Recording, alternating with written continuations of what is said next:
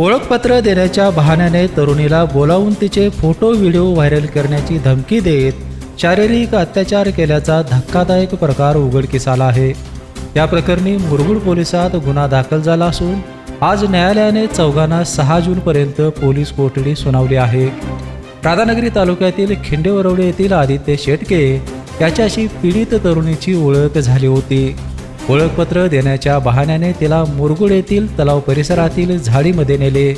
तेथे तिचे फोटो काढून ते एडिट करून सोशल मीडियावर व्हायरल करण्याची धमकी दिली।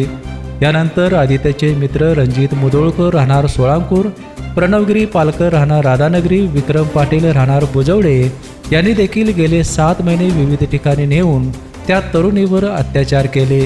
बदनामीची धमकी देऊन पैसेही उकळल्याचे फिर्यादीत म्हटले आहे। त्या प्रकरणी मुरगुड पोलिसांनी चौघांना अटक केली असून न्यायालयाने सर्वांना 6 जूनपर्यंत पोलीस कोठडी सुनावली आहे। बेपेरसाठी कागलहून सर्जेराव भाट।